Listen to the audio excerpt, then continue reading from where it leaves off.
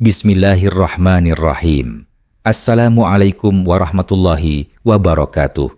Wahai para sahabat KSI, pernahkah kalian membayangkan perjalanan panjang yang mengubah sejarah umat manusia? Bani Israel yang dipimpin oleh Nabi Musa alaihissalam melakukan perjalanan yang luar biasa dari Mesir yang penuh penindasan menuju tanah terjanji, tempat yang dijanjikan Allah Subhanahu wa Ta'ala. Namun, perjalanan itu tak semudah yang dibayangkan. Bani Israel harus melewati Laut Merah yang terbelah, menghadapi ujian keteguhan iman, dan akhirnya terjebak dalam padang gurun selama 40 tahun. Tapi, ada satu pertanyaan besar yang masih menyelimuti perjalanan ini. Di mana tepatnya Nabi Musa wafat? Pada hari ini, kita akan menelusuri peta eksodus Bani Israel dari Mesir hingga Gunung Nebo, mengungkap misteri perjalanan yang penuh hikmah dan ujian ini, serta mencari tahu di mana Nabi Musa mengakhiri perjalanannya di dunia ini. Apakah kalian siap? Mari kita mulai perjalanan ini, menelusuri jejak-jejak sejarah yang tak lekang oleh waktu.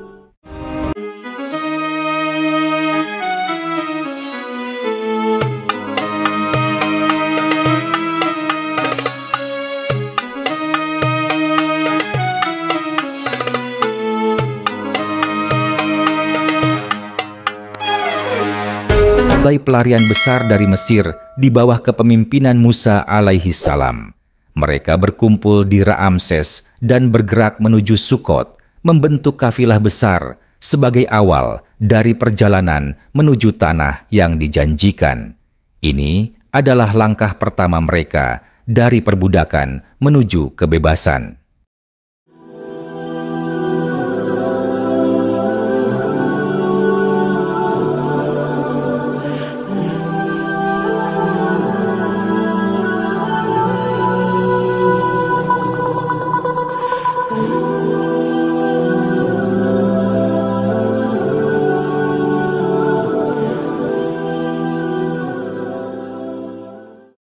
Setelah semalam berkumpul di Sukot, Bani Israel bergerak menuju Etham.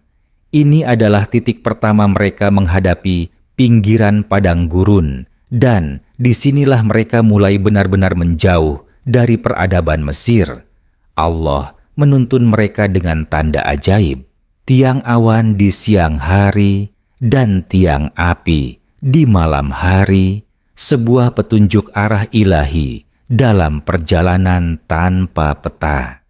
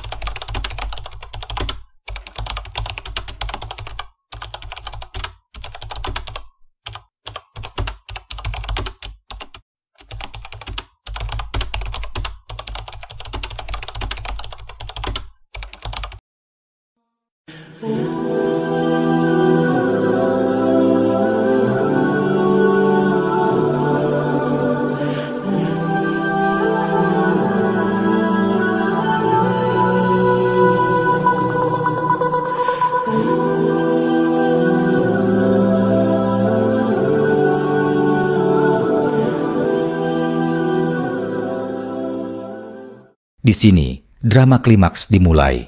Musa dan umatnya terjebak. Di belakang mereka, ada pasukan Fir'aun mengejar dengan kereta perang. Sementara, di depan, ada laut yang mustahil diseberangi. Bani Israel mulai panik dan menuduh Musa membawa mereka ke kematian.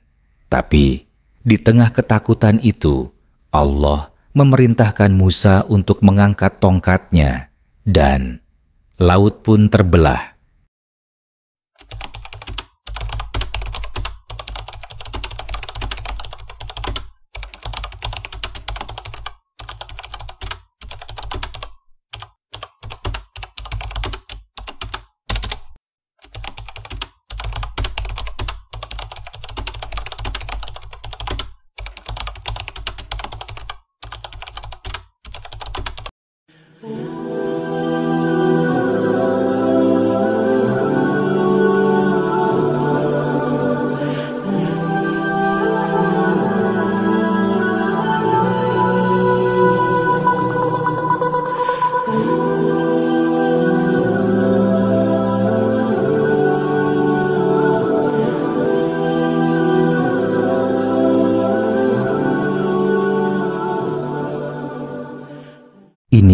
mukjizat paling legendaris.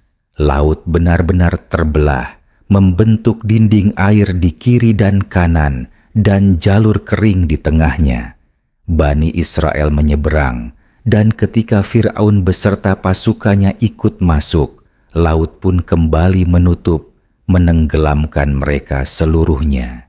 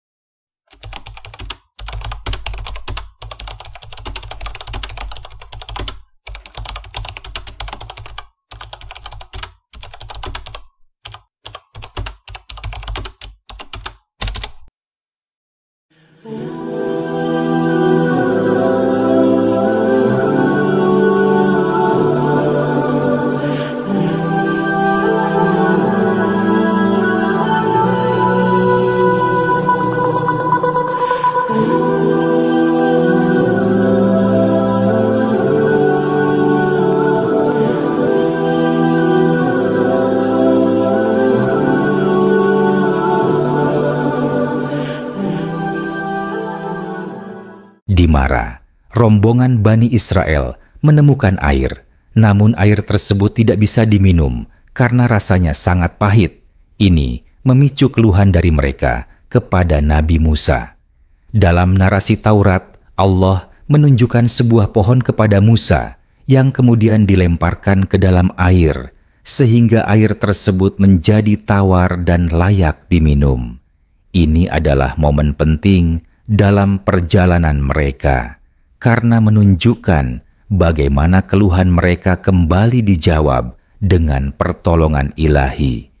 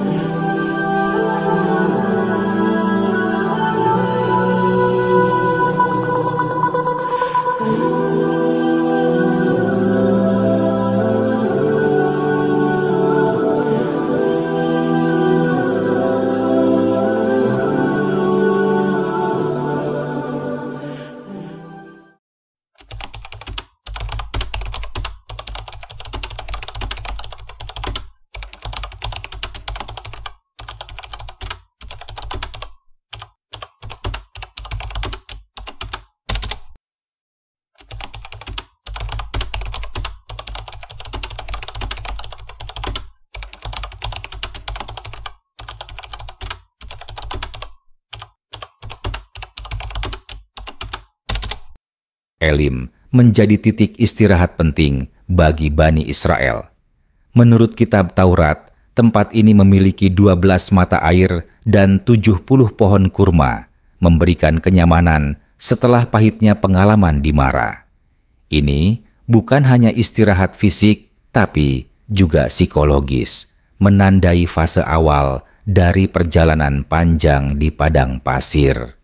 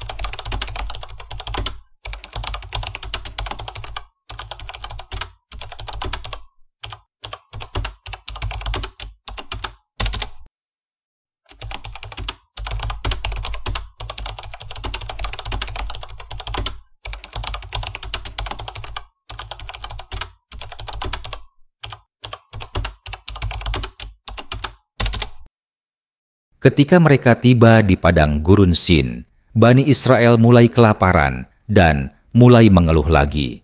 Mereka menginginkan makanan yang lebih baik dan mengingatkan Musa tentang kehidupan mereka yang lebih nyaman di Mesir. Sebagai respons, Allah memberikan mereka manna, makanan langit, dan salwa, burung puyuh setiap pagi dan malam. makanan ini menjadi sumber utama gizi mereka selama perjalanan di padang gurun yang gersang. Namun, mereka tidak hanya diuji dengan kelaparan, tetapi juga dengan rasa tidak puas dan keinginan berlebihan. Mereka diperintahkan untuk hanya mengumpulkan makanan secukupnya setiap hari. Tetapi banyak yang melanggar perintah tersebut, mengumpulkan lebih banyak dari yang mereka butuhkan, yang menyebabkan kerusakan pada makanan tersebut.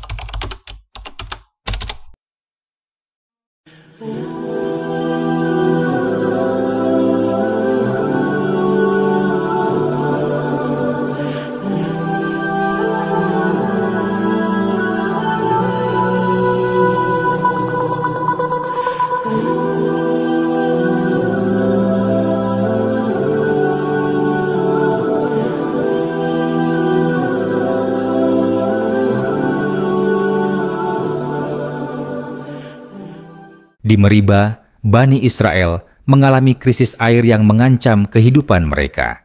Lagi-lagi, mereka mengeluh kepada Musa yang sekali lagi dihadapkan pada kecaman dan keluhan dari umatnya. Mereka berkata, "Mengapa kamu membawa kami ke sini untuk mati kehausan?" Dalam menghadapi situasi ini, Allah memerintahkan Musa untuk memukul batu dengan tongkatnya, dan air keluar dari batu tersebut, memberikan mereka air yang cukup untuk bertahan. Namun, meskipun mukjizat ini terjadi, Bani Israel masih meragukan Allah, dan peristiwa ini tercatat sebagai ujian besar bagi Musa dan umat Israel. Kejadian ini juga menandai tempat di mana Musa memperoleh nama Meribah, yang berarti pertikaian atau perkelahian, mengingat keraguan dan keluhan umatnya yang terus berlanjut.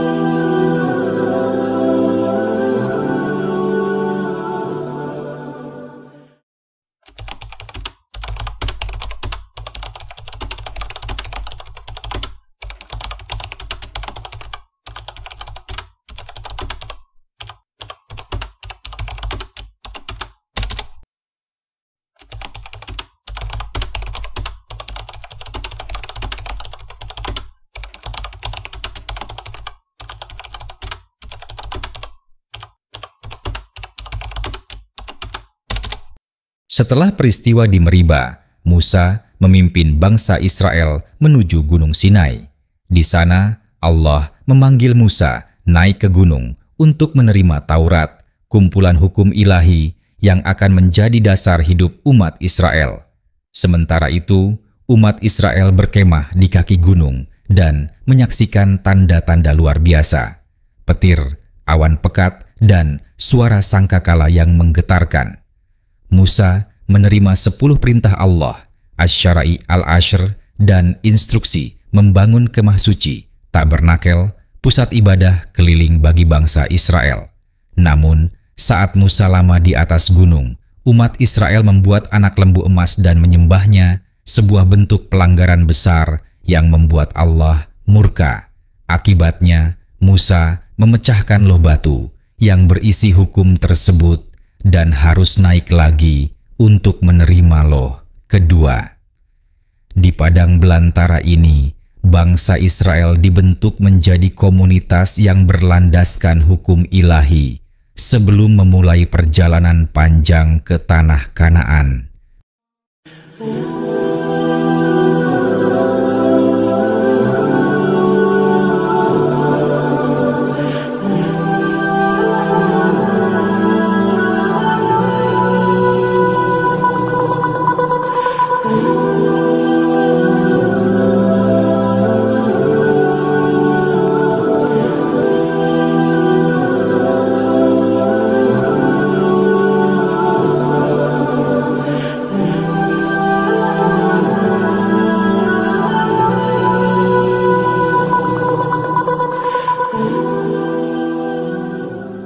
Kadesh Barnea menjadi titik penting dalam perjalanan Bani Israel karena disinilah mereka diperintahkan untuk memasuki tanah yang dijanjikan, tanah Kanaan, namun mereka menolak karena ketakutan terhadap penduduknya yang dianggap kuat dan perkasa.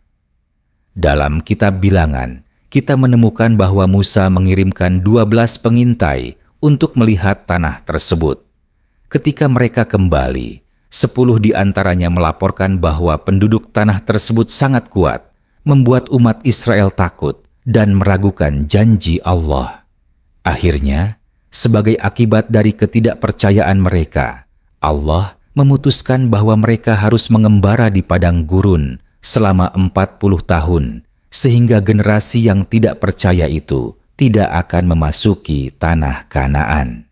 Hanya 2 orang dari 12 pengintai, yaitu Yosua dan Kaleb, yang tetap percaya dan berusaha mendorong umat Israel untuk memasuki tanah tersebut.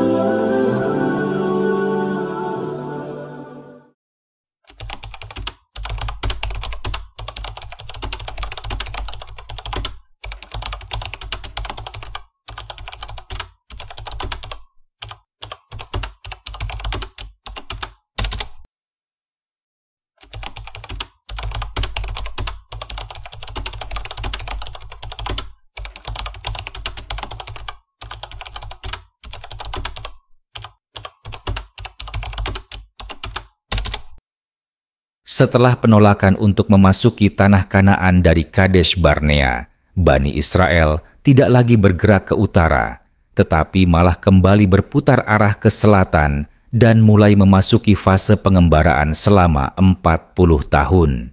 Di gurun Zin inilah dimulai babak baru. Satu generasi dari Bani Israel perlahan-lahan musnah dan generasi baru yang lahir di gurun mulai muncul. Ini adalah fase transisi penuh ujian. Beberapa peristiwa penting yang terkait dengan gurun ini: meninggalnya Miriam, saudara perempuan Musa, dan Harun. Disinilah Musa mengalami tekanan luar biasa dari umatnya yang haus dan lelah. Ketika mereka mengeluh karena kehausan, Allah memerintahkan Musa untuk berbicara kepada batu. Namun, karena tekanan emosi, Musa malah memukul batu itu 2 kali. Meskipun air keluar, perintah itu tidak ditaati secara tepat. Maka, ditetapkanlah bahwa Musa dan Harun tidak akan memasuki tanah yang dijanjikan. Ini bukan sekadar insiden, tapi momen krusial yang menandai awal dari generasi transisi di tengah gurun dengan harapan yang tertunda.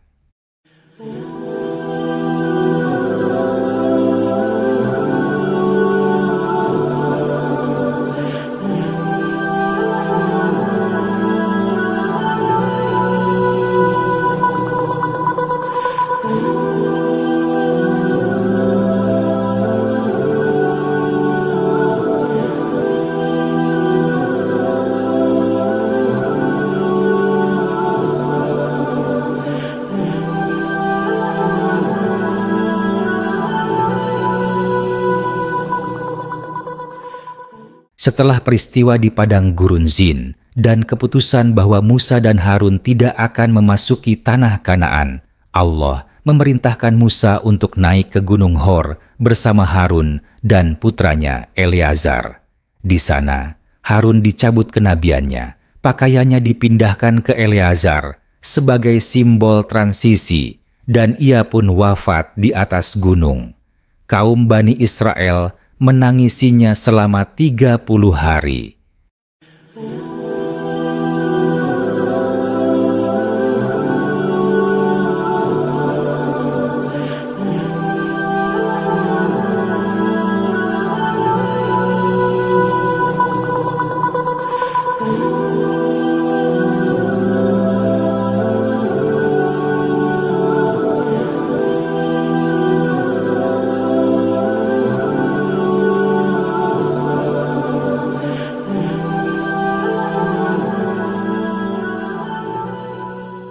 Setelah melewati berbagai pertempuran dan pengembaraan panjang, Bani Israel berkemah di dataran Moab, tempat mereka beristirahat, mempersiapkan diri, dan menerima wasiat terakhir Nabi Musa alaihi salam. Di titik inilah generasi baru Bani Israel akhirnya siap untuk menapakkan kaki ke tanah yang dijanjikan.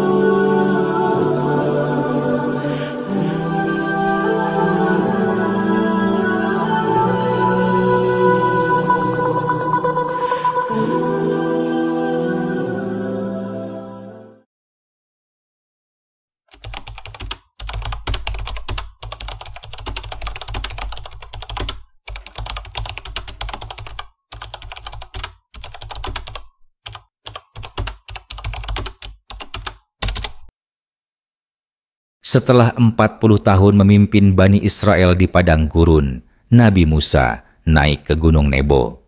Allah Subhanahu wa Ta'ala memperlihatkan kepadanya tanah yang dijanjikan, namun beliau tidak diizinkan memasukinya. Di atas gunung inilah Musa wafat, dan Allah sendiri yang menyembunyikan lokasi kuburnya. Sebagian mufasir menyebutkan bahwa wafatnya Musa adalah kehendak Allah untuk mengakhiri kepemimpinan di luar tanah perjanjian. Ibnu Katsir dan Al-Qurtubi mengisyaratkan bahwa Nabi Musa meninggal dalam keadaan ridho dan taat sebagai nabi besar yang menyempurnakan risalahnya. Hadis sahih menyebutkan bahwa malaikat maut datang menemui Musa dan terjadi dialog antara keduanya. Ketika malaikat maut datang menemui Musa, Musa memukul mata malaikat tersebut. Malaikat maut pun naik ke langit dan mengadukan perlakuan Nabi Musa kepadanya. Allah mengembalikan matanya, lalu Allah mengutus kembali malaikat itu, dan Musa pun menyerahkan jiwanya. Hadis riwayat Muslim nomor 2372. Gunung Nebo saat ini adalah lokasi ziarah religius di Yordania. Ada monumen besar dan gereja kuno dibangun di atasnya. Namun kuburan Nabi Musa tetap misterius, karena sebagaimana disebut dalam Taurat, tidak ada seorang pun mengetahui di mana kuburannya. Ulangan 34:6. Disinilah Nabi Musa alaihissalam menyaksikan akhir dari perjuangan panjangnya. Ia melihat tanah perjanjian, namun wafat sebagai hamba Allah yang mulia tanpa mencicipinya. Sebuah pengingat bahwa seorang nabi bekerja bukan demi dunia, tapi demi amanat langit.